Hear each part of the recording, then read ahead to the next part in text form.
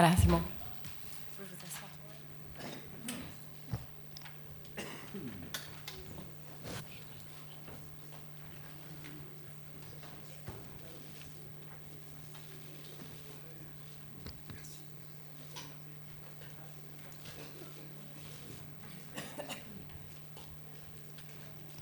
Merci. Alors, je vais vous présenter l'équipe d'un couteau dans le cœur de Yann Gonzalez. The members of the film Knife and Heart by Yann Gonzalez. Le On my producteur left, Charles the Gilibert. producer Charles Gilibert. À l'extrémité de la table, le co-scénariste Cristiano Mongion. Bonjour. À côté de Charles Gilibert, Nicolas Maury. Bonjour. Comédien. À côté de Cristiano Mongion, Kate Moran, comédienne. Bonjour. Et coincé entre Vanessa Paradis, Kate Moran, Yann Gonzalez. Bonjour. Et Vanessa Paradis, pardon, je me suis trompée dans l'ordre. Vanessa Paradis. Bonjour. Comédienne. Voilà. Je vais commencer par poser une question à Yann et puis je vous laisserai la parole. Alors Yann, à quel point le personnage d'Anne est inspiré d'une productrice qui a réellement existé? C'est un point de départ, c'est un point de départ documentaire. Effectivement, j'ai entendu parler de cette productrice violente, alcoolique, extrême, humiliante parfois avec ses acteurs. Et je trouvais que, voilà, que c'était un personnage assez fou, assez fort pour m'inciter à commencer l'écriture d'un scénario. Donc j'ai rencontré pas mal de gens qui la connaissaient. Elle est morte depuis longtemps. Mais finalement, cette matière documentaire, avec Cristiano, on s'en est assez peu servi. On est vraiment allé très très vite, tête baissée, je dirais, dans la fiction. Dans la fiction, dans le romantisme, dans le romanesque. D'accord. Et Cristiano, vous aviez conseillé, je crois, Yann sur ses projets, sur la plupart de ses projets, et vous étiez script doctor sur Les Rencontres d'après-minuit, son premier long métrage. Comment vous en êtes arrivé à coécrire Un couteau dans le cœur? Notre collaboration, déjà, ça s'est passé très bien. On se connaît depuis longtemps, on échange le regard, la pensée sur le cinéma. Et je crois que la chose qui a fait décider Yann de travailler avec moi et de me demander d'écrire le film avec lui, c'était un scénario que j'avais écrit pour un film d'horreur pour moi. Un scénario dont je suis très content et Yann, il a beaucoup aimé ce scénario. Et donc, je crois que ça, c'était peut-être la goutte qui t'a fait décider, non, ça? Oui, puis on a aussi les mêmes goûts, la même passion d'un cinéma subversif, un peu déviant. Puis on est très proches dans la vie, quoi. Et Ouais. on fréquente le même groupe d'amis, donc voilà, on est traversés par les mêmes énergies. D'accord. Et vous aviez pensé à Vanessa Paradis dès l'écriture du scénario? À la fin de l'écriture. D'accord. Voilà. Et tout à coup, le visage d'une actrice s'imprime sur le personnage, et voilà, c'est un moment magique, et on a l'impression que c'est comme un collage évident. D'accord. Et Vanessa, je crois que c'est la première fois que vous venez défendre un film à Cannes. Ça vous fait quel effet? Ça me remplit de joie.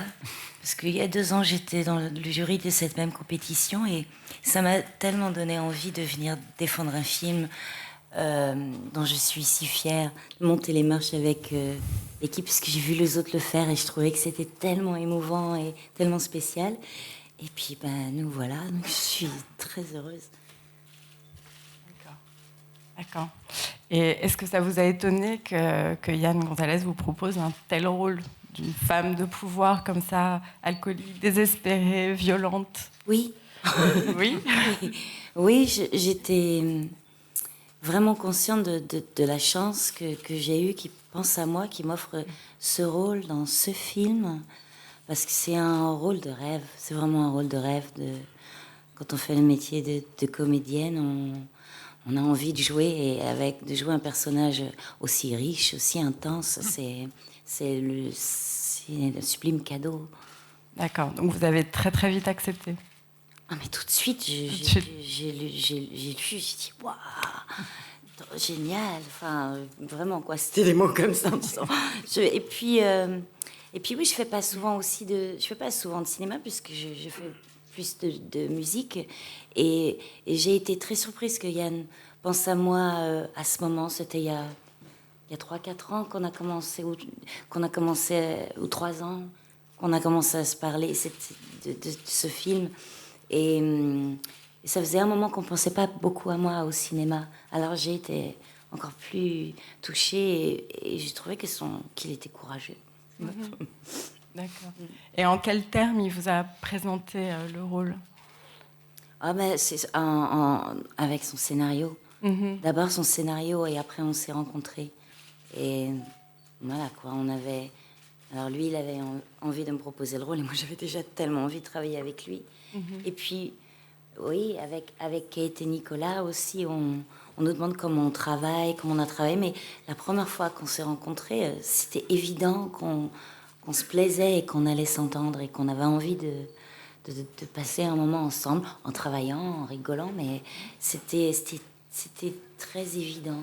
D'accord. Parce que, évidemment, le rôle est violent, mais est-ce que, du coup, un rôle violent donne un tournage pas agréable? Ah non, au contraire. Pas du tout. Parce que ce film, il est tellement créatif à tous les postes de la technique aux comédiens, et que chaque personne de l'équipe s'est sentie responsable créativement, et c'est passionnant quoi, quand on demande à chacun de créer quelque chose, des décors au maquillage, au costume, c'est tout le temps le cas, on doit créer, mais celui-là, il est comme il est, et puis je sais pas, puis c'est la personnalité d'Yann et de faire les choses d'une manière joyeuse, mais très concentrée. On a beaucoup travaillé, mais on a beaucoup rigolé. Oui. D'accord. Moi, j'aime bien l'idée d'un cinéaste qui définit un cadre et au sein de ce cadre, les techniciens et les acteurs sont libres, en fait. Voilà. Mais ce cadre, évidemment, est fondamental, mais laisser cette part de liberté et me laisser surprendre, en fait, par ce que me propose l'équipe. D'accord. Je crois que vous avez demandé sur le tournage à l'acteur qui joue le tueur de ne jamais enlever son masque, y compris entre les prises, et de ne pas parler aussi. Pourquoi et quelle ambiance ça crée pour vous, les acteurs? J'avais envie d'instiller une espèce d'angoisse sur le plateau. J'avais envie que le film fasse peur et que du coup mes acteurs soient un peu flippés eux aussi. Et Jonathan Jeunet, qui est un acteur génial que j'avais découvert dans le film de Zulawski, Cosmos, s'est prêté au jeu. Lui aussi, on s'est rencontrés assez vite. Je l'ai vu, je crois, le lendemain de la sortie de Cosmos. J'étais vraiment ébloui par ce qu'il faisait dans le film. Et je lui ai dit, voilà, il va falloir que pendant le tournage, ça va être difficile. Tu vas pas pouvoir communiquer avec l'équipe. Ça va être tu vas vraiment devoir t'isoler, entrer dans tes ténèbres. C'est ce qu'il a fait. Donc c'était très très particulier pour lui. Il arrivait, il sortait du métro, il mettait une cagoule, il arrivait sur le plateau. Quand on lui disait bonjour, il répondait pas. Enfin, c'était très très étrange, quoi. Oui, il est là. Il est juste là. Alors que c'est un garçon souriant et lumineux. J'en ai fait un monstre. Une question dans le public, monsieur? J'ai une question pour le réalisateur. Parlez-nous donc de la musique dans ce film. Comment est-ce que vous avez travaillé avec justement le groupe responsable de la musique? Les partitions, donc. Sur la musique, je crois qu'on est parti un peu des influences qui ont nourri le film dès l'écriture. Les musiques de Pino Donaggio pour Brian De Palma, la musique de Morricone pour certains films d'Argento, de Lucio Fulci. Voilà, on est parti de ces compositions très, très, très lyriques, très mélodiques, très sentimentales aussi parfois, qui étaient celles du cinéma de genre de l'époque. Et évidemment, on les a retravaillés pour pas être dans le pastiche. Je crois que c'était important pour ce film de pas être un film uniquement référentiel et d'aller vers quelque chose de contemporain. Donc avec des instrumentations contemporaines et quelque chose qui raconte aussi aujourd'hui, d'une certaine manière. Et M83, voilà, là, c'est ce qui était beau sur ce projet, c'est que c'est mon frère qui est la base de ce groupe. Et là, il a collaboré de nouveau avec Nicolas Fromageau, qui était son co-compositeur sur les 2 premiers albums de M83. Donc voilà, c'était des retrouvailles et il y avait quelque chose de très très émouvant. C'était un retour à l'adolescence en fait pour nous trois, nos premières amours, des VHS qu'on regardait en cachette, de nos parents, des premières images un peu subversives qui nous faisaient planer à l'époque. On est parti de ces musiques-là, de ces images-là, et on s'est plongé dans ce monde-là tous les trois ensemble, et c'était quelque chose l'enregistrement de la musique était vraiment un moment magique. Et d'ailleurs, toujours pour parler de la musique, du coup, c'est comment de travailler avec son frère? Est-ce que ça fait gagner du temps ou c'est le contraire? Ouais, ça fait gagner du temps, mais il est très impatient comme garçon, beaucoup plus impatient que moi. Donc on n'a pas trouvé la couleur de la BO tout de suite. Donc il y a eu une espèce de crispation sur les 3-4 premières semaines de montage où nous on avait besoin de musique pour avancer. Et dès qu'on a trouvé le premier thème, qui est le thème, je ne sais pas si vous vous souvenez, c'est lors de cette séquence de pique-nique, en fait, où un des premiers meurtres, avec ce panoramique à 360 degrés, là, dès que ce premier est arrivé, ça a donné le là de tout le film, de toute la BO, et tout est venu très naturellement à partir de ce moment-là. Mais c'était difficile, on a bataillé. On a bataillé pour trouver ce film, on a bataillé pour trouver la BO, on a bataillé pour trouver le montage. Je crois que j'ai jamais autant travaillé que sur ce film. C'est un film qui m'a littéralement vidé, quoi. D'accord. Et est-ce que vous avez demandé à vos acteurs de revoir certains films de Palma ou certains Giallo ou d'autres films même?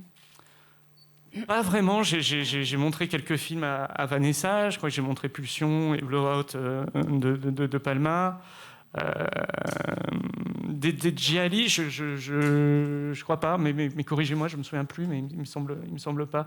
À Charles, mon producteur, je me souviens que je lui ai offert 2 ou 3 Blu-ray de Palma, que tu connaissais pas si bien, je crois.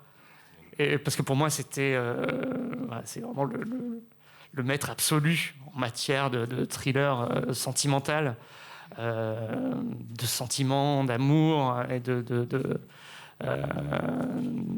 cinéma de genre.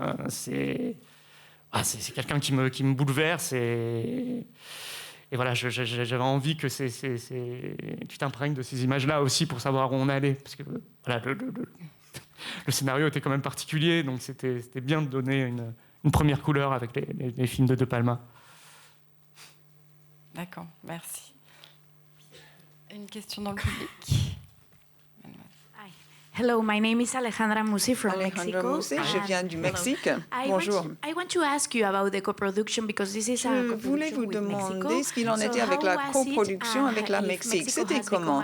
Est-ce que le Mexique est un pays facile avec lequel travailler? Est-ce que vous pourriez nous en parler? J'ai eu beaucoup de chance sur ce film et c'est une histoire un peu magique. J'ai travaillé sur un premier long métrage de Emiliano Rocha Minter qui s'appelle Tenemos la carne, que je trouvais incroyable. Là aussi, un film subversif, cauchemardesque, incroyable visuellement. Et le coproducteur, pour me remercier, d'une certaine manière, m'a proposé de collaborer à ce film. Mais peut-être que Charles, tu peux aussi expliquer comment ça s'est passé. Ce qui est très beau, c'est que du coup, on était obligé d'avoir des techniciens et des acteurs mexicains sur le film. Et voilà, j'ai ramené l'acteur principal de Tenemos la carne, qui est Noé Hernandez, un acteur dément, ultra inventif, ultra drôle. Et voilà, tout ça, ça a été tellement bénéfique pour le film. C'est comme un ailleurs qui s'invite et qui enrichit tout, en fait, qui donne une nouvelle couleur. Et c'est génial, en fait. Oui, c'est de façon évidente un film qui n'était pas complètement évident à financer, qui a pris un petit peu de temps. Et c'est un film qui a aussi une somme d'enthousiasme, l'enthousiasme de Yann et de Cristiano au départ autour de leur scénario, puis des acteurs qui sont arrivés. Et on a fait la rencontre de Julio Chavas Montes de Piano Film, qui avait beaucoup aimé le projet, qui avait très envie de s'associer au film. Et Yann avait une relation organique comme ça avec le Mexique qui permettait de mettre en place une coproduction qui aille dans le sens du film, qui apporte une forme de folie, et des collaborations très positives. Donc non seulement ça a réellement permis et réellement aidé à lancer le film, et en plus de ça, ça a beaucoup apporté. Avec nos autres coproducteurs aussi, notamment Consuelo Federer qui est là, coproduction suisse également. Frédéric Rougeau, le maxcinema.fr. Une question sur les dialogues. J'ai trouvé que les dialogues entre le rôle de Vanessa et le rôle de Kate étaient très écrits. Alors je voulais savoir comment est-ce qu'on les dirige et comment on les joue également, ces dialogues. Je crois qu'on a perdu ce goût des dialogues écrits. Enfin, pas totalement, parce que quand je vois le film de Christophe Honoré, par exemple, on en parlait avec Charles, voilà, il y a cette écriture qui irrigue le film tout du long, quelque chose de très écrit, qui n'est pas forcément naturel. Moi, j'aime bien que les personnages ne parlent pas forcément comme dans la vie. C'est du cinéma, on est ailleurs, donc... Et sur la direction, je crois que je parle souvent de musicalité, mais c'est vrai que j'aime que mes acteurs suivent une mélodie presque. Je ne sais pas si je les dirige particulièrement, mais j'ai l'impression d'entendre la mélodie du texte à l'oreille et du coup de les diriger en fonction, comme le ferait presque un chef d'orchestre. Mais je ne sais pas, je ne me rends pas compte de ça. Je crois que c'est intuitif en fait. Si, c'est très précis. C'est très précis. Tu nous laisses beaucoup de liberté, c'est vrai. Mais en même temps, cette musique que tu as dans la tête, elle est très précise. Et quand tu reviens nous donner nous diriger, c'est voilà, et c'est tellement, à chaque fois tellement juste, et que oui, on dit des textes très écrits, et c'est un tel bonheur en fait, justement, de rendre ces textes très écrits courants, et de les vivre et de les imprégner dans le corps, et que ça devienne quelque chose de naturel et qui donne évidemment des grandes scènes de cinéma. On est ailleurs, Oui, puis il y a, je trouve justement une tension très intéressante, une hétérogénéité qui est comme une verticalité à trouver entre un texte, effectivement, parce que c'est presque comme c'est pas pour rien que Yann aussi écrit des paroles parfois de chansons pour son frère, des paroles de ses titres. Il y a parfois dans la réplique une perfection même, parce qu'il y a une tenue du langage. Mais ce qui est intéressant, c'est qu'il filme ses acteurs avec des regards vibrants, des cœurs battants.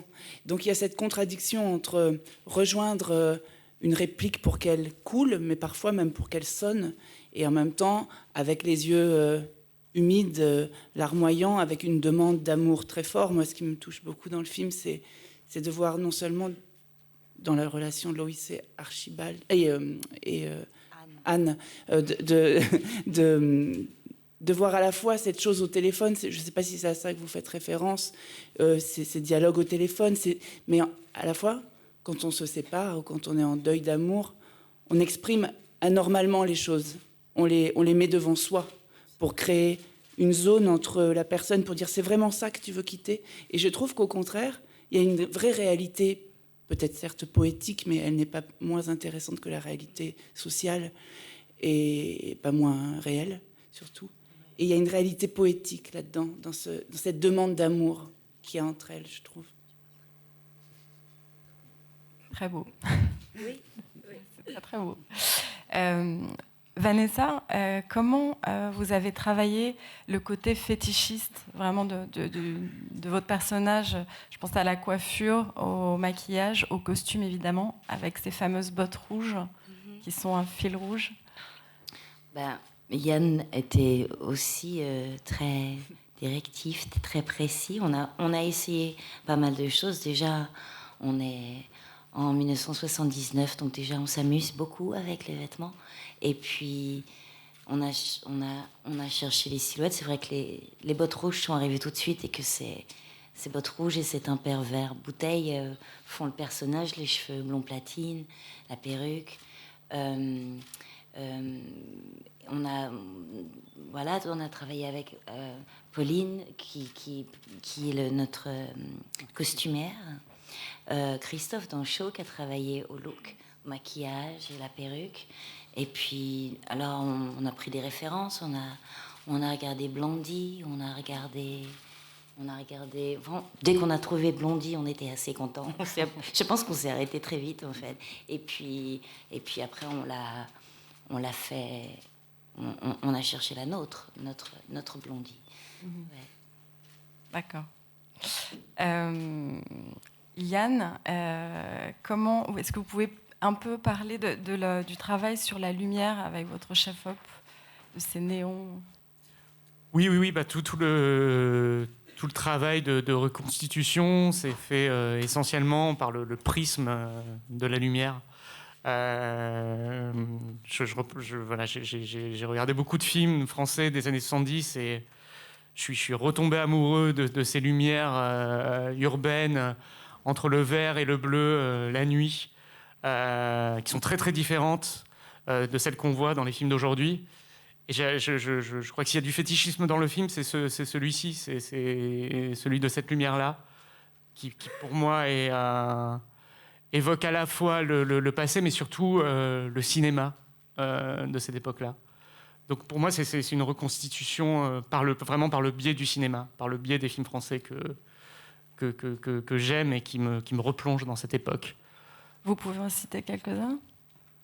Ouais, il y en a énormément. Mais je pense à des films d'Alain Corneau, par exemple. Je pense à des séries B que beaucoup de gens ont oubliées. Mais il y a un film que j'adore, qui est un peu bis, qui s'appelle Le couteau sous la gorge, avec Brigitte Lahaie et Florence Garin. Voilà, qui a un peu inspiré le titre aussi. Donc voilà, il y a cet hommage à ce cinéma-là un peu déviant, mais qui pour moi regorge de poésie, de trouvailles, d'érotisme. Voilà, c'est un cinéma très très érotique, et ces lumières-là amènent aussi quelque chose de l'électricité urbaine et de l'électricité des personnages, du coup. D'accord. J'ai une question aussi pour Kate. Vous travaillez avec Yann Gonzalez depuis son tout premier cours il y a 12 ans, je crois. Déjà. Comment vous le voyez grandir artistiquement, évoluer Comment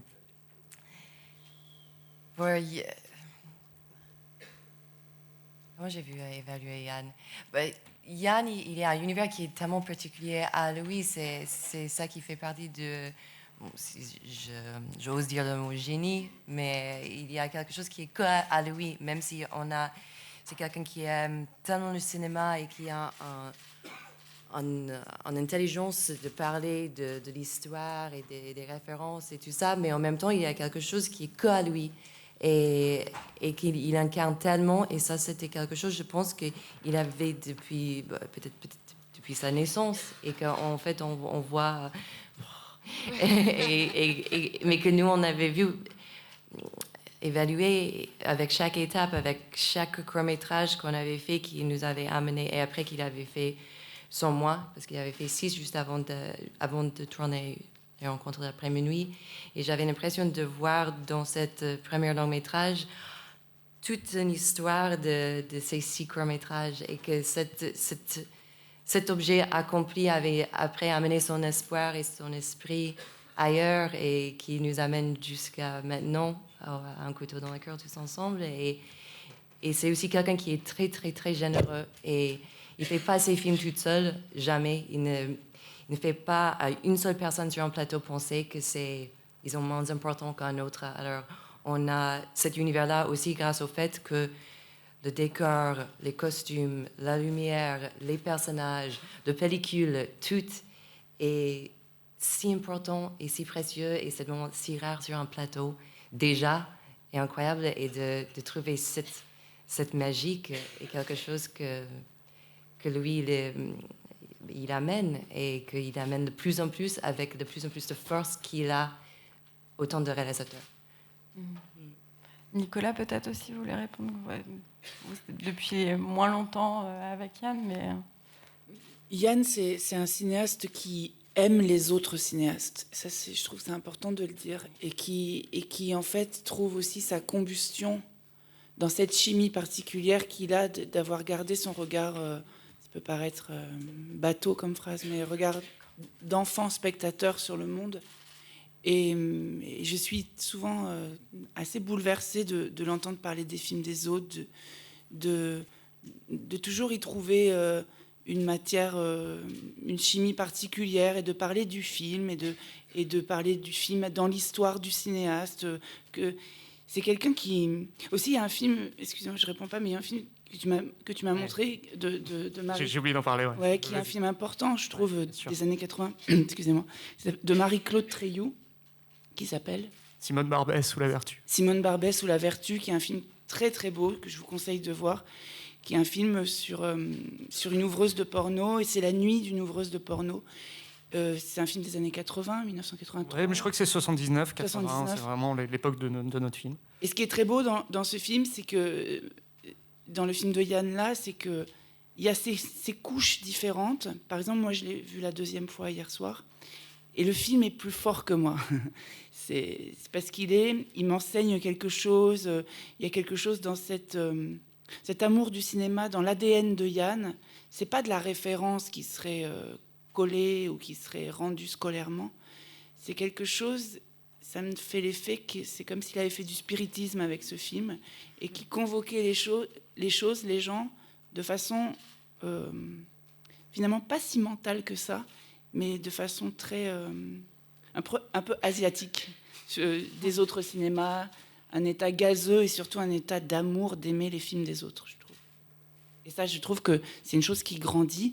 Et pour finir la question, c'est que je trouve que là, avec Un couteau dans le cœur et dès le scénario, moi, j'ai trouvé, déjà, je voulais jouer Anne, parce que j'ai trouvé que c'était vraiment, pour moi, mais tu l'as joué d'une certaine manière.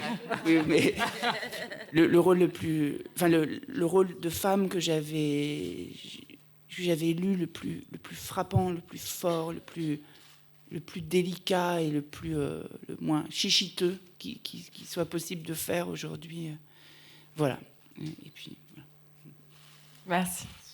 Une question ? Pour prolonger la question sur les collaborations, je voudrais avoir un petit mot sur 3 personnes qui sont dans le film en tant qu'acteurs. Nolo, Mandico et Romane Boringer. Je crois qu'à chaque fois, c'est effectivement rapatrier un pan de cinéma, un pan de ma cinéphilie, un pan d'amour. Donc pour Jacques Nolo, c'est évidemment son travail en tant qu'acteur chez Téchiné, mais c'est aussi son travail en tant que cinéaste que je trouve remarquable. Plus que ça, c'est un cinéaste important pour moi. Des films comme La chatte à 2 têtes ou Avant que j'oublie, voilà, sont parmi les plus sublimes du cinéma français, les plus forts, les plus inouïs. Puis Romane Boringer, c'est un amour d'adolescence, c'est les Nuits fauves de Cyril Collard, et je trouve que c'est une comédienne sous-employée et qu'on la voit pas assez souvent au cinéma. Et puis c'est une adolescente actrice aussi, on l'a découverte très jeune, et je trouve ça très beau de remettre Romane et Vanessa, enfin de convoquer Romane auprès de Vanessa, en fait. Voilà, vous avez commencé à faire du cinéma très tôt toutes les deux, et vous avez, oui, en même temps. Et je crois que vous aviez jamais joué ensemble. Et ouais, je trouve que ce sont devenues toutes les deux de femmes magnifiques. Et qui est cette complicité dans le film, peut-être la possibilité d'un amour tout à coup qui émerge, bah ça me mouvait, moi, ça me mouvait en tant que cinéaste. J'avais envie de voir ça. Et pardon, Bertrand Mandico, oui, on a tellement de choses en commun. Je crois que c'est un des cinéastes les plus stimulants, cinéastes français les plus stimulants d'aujourd'hui. J'imagine que vous avez vu Les Garçons Sauvages ou peut-être Ultra Pulp, qui était à la Semaine de la Critique, son dernier moyen-métrage, qui est complètement dingue, qui est une proposition de cinéma délirante, visuellement à tomber par terre, il n'y a pas un photogramme à jeter.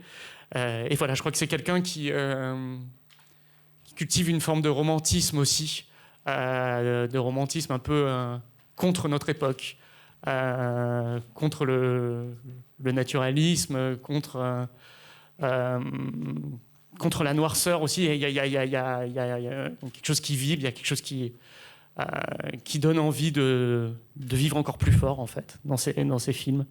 Et moi qui m'aide à vivre et à créer. Donc, puis voilà, il a une dégaine incroyable, un côté... c'est une espèce de dandy des années 70. Il ressemble un peu à Jess Franco aussi, qui est un cinéaste qui compte beaucoup pour moi. Je trouve qu'il n'avait jamais vraiment joué et il a une vraie présence d'acteur. Donc c'est rassembler toutes ces personnes, tous ces êtres au sein d'un film. C'est ça pour moi le rêve du cinéma. C'est au casting que tout se joue, que tout devient vibrant.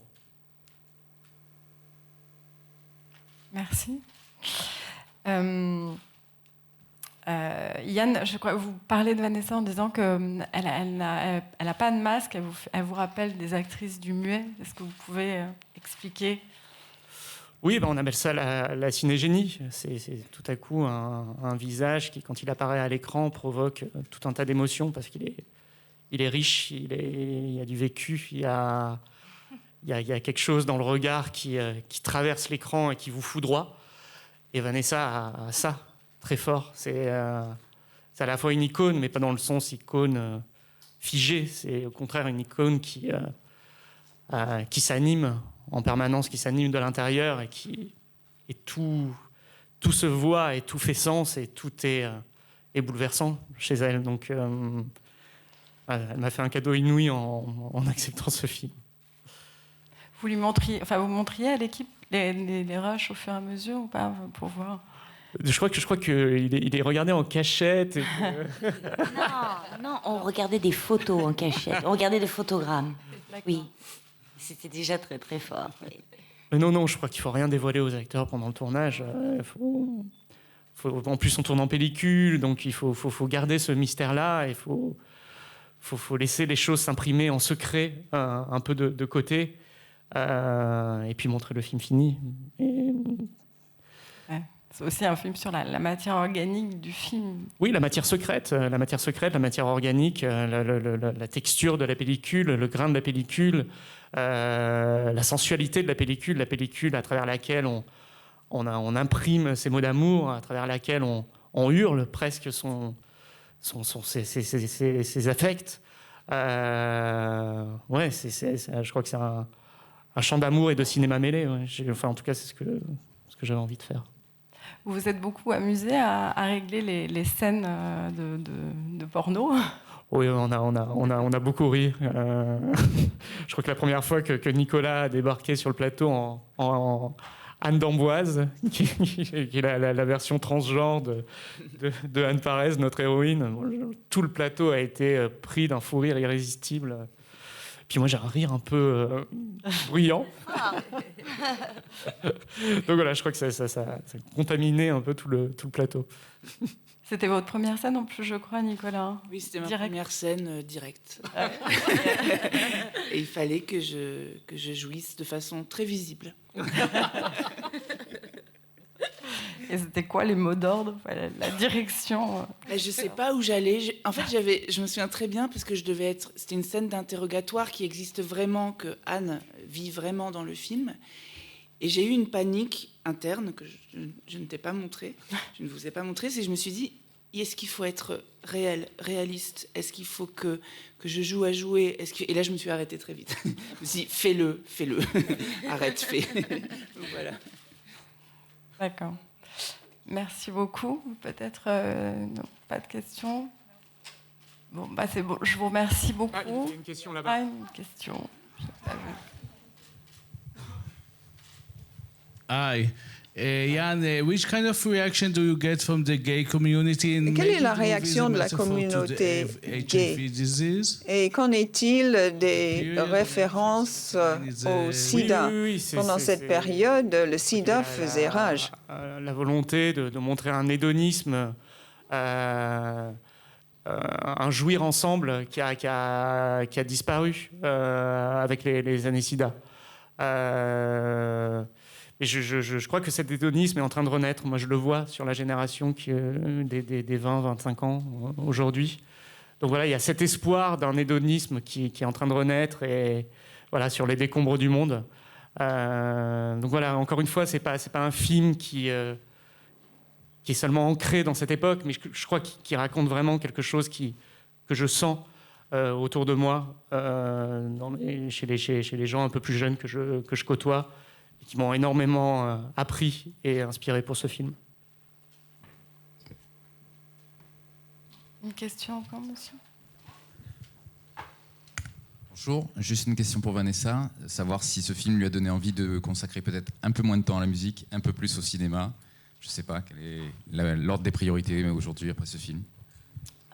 La musique, je la fais presque quand je veux. Le cinéma, il faut que j'attende qu'on m'appelle. Alors, ça ne dépend pas non plus de moi. Et bien sûr, plus on fait du cinéma, enfin, pour l'instant, moi, plus j'en fais, plus j'aime ça. Et plus, en plus, évidemment, plus le jeu est plus libre. On est moins à se juger. Je sais pas, c'est plus facile aujourd'hui parce que j'arrive à m'abandonner dans les bras de mon metteur en scène, de lui faire confiance. Et ouais, donc, ouais, ça dépend des propositions. Une dernière question? Bonjour, Émilie Olivier, le Mac Cinéma. J'avais une question pour Vanessa Paradis. Je souhaitais savoir si vous avez eu beaucoup de propositions quand même dès le début de votre carrière. Est-ce que vous regrettiez de ne pas avoir fait Le Doyon, de ne pas avoir fait Amélie Poulain? Même je me demandais si c'était vrai qu'on vous avait proposé Proposition indécente, que c'est Demi Moore qui a eu le rôle. Vous étiez très jeune à l'époque. Donc voilà, ma question. Est-ce que vous avez eu des regrets une fois que vous avez vu les œuvres en question de ne pas avoir fait ces rôles-là? Non. Peut-être une petite semaine et après ça passe parce que voilà, c'est ce qui n'est pas à vous n'est pas à vous. Donc non, ça a pas duré. Puis pendant que je faisais pas ces films, je faisais des choses très intéressantes. Alors ça s'est bien passé. Merci beaucoup. Merci à l'équipe. Merci à tous. Le film sort le 27 juin en France, je rappelle.